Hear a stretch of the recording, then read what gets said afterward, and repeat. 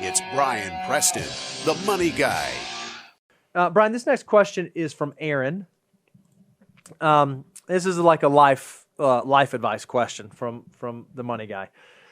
I'm 25 and way ahead on retirement savings, but I hate my job.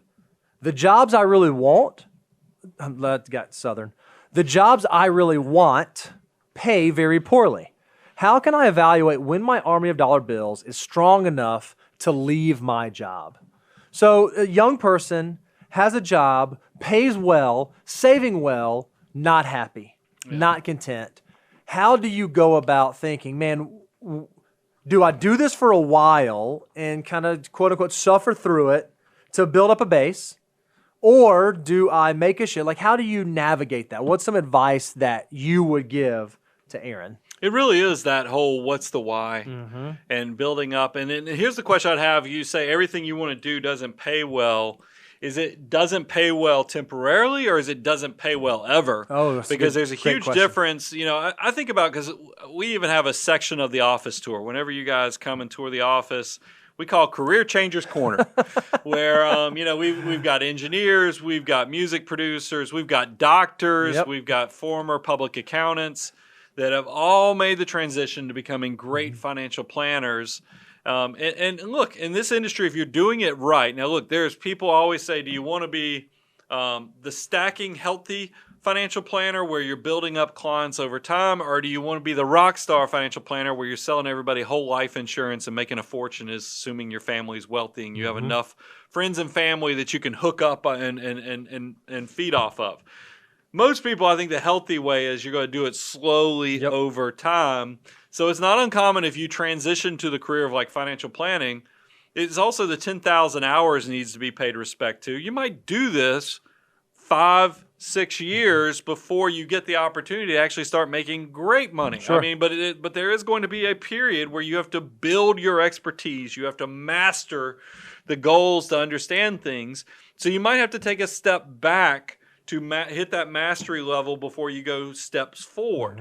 So if that's the case, I think, Aaron, your situation's a little easier because you can then make sure you're paying respect to cash reserves, going through the financial order of operations to have some basics covered. And then, like when I started my first business, my wife and I knew that we were going to live off of one income, and we saved so that we would have the 2 to 3 years worth of cash reserve. It wasn't a full 2 to 3 years of living expenses. It's just we knew we had built enough for a 3-year bridge period on a very skeleton type budget.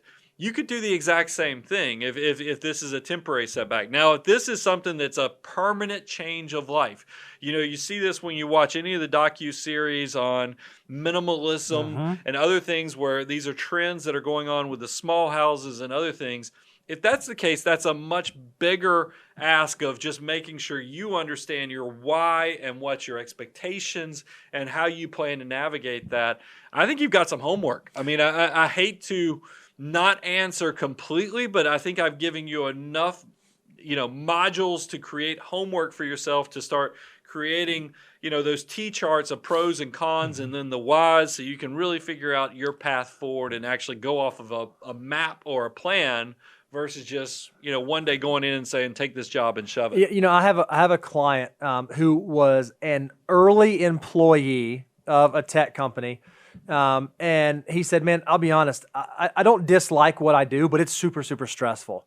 But holy cow, did they pay me a lot of money to do this? Yeah. And so what I'm committed to is through my 20s and into my early 30s, I'm going to be super stressed and I'm not going to love exactly what I'm doing. But man, my savings rate is going to be out of this roof. And the RSUs and the options, all this stuff, I'm going to be saving all this money up so that I'm going to give myself options in my mid-30s where I can then focus on doing what I want to do. And so a lot of people, that makes sense. You had a neighbor, Brian, who gave some advice that I'd tell any young person, go early on to the highest cost of living area you can to get the highest pay that you can and live as cheaply as you can and do that for a few years and then come back to the suburbs. I'm paraphrasing what he said. I think it's true, but I think he's my age, so I don't know with post-pandemic if that's the greatest advice anymore because now you can live. You can work virtually. I know people graduated from MIT and other places that, yes, they used to go to San Francisco and those. Now they can live anywhere. That's right. I mean, That's a great point. The world is changing, but it is definitely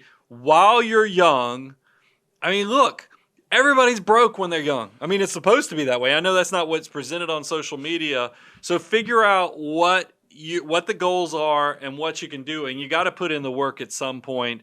So I think that's kind of the gist of where Bo is That's going exactly with that. it. Is put in the work so that you can look back later and celebrate. But that doesn't mean that I want you to drudge through your life to where you get to be 65 years of age and then you get to celebrate, because that's not healthy either. Yep. So you do need to balance. How do you take advantage of the opportunity, but then create the fulfillment of your why in the long term?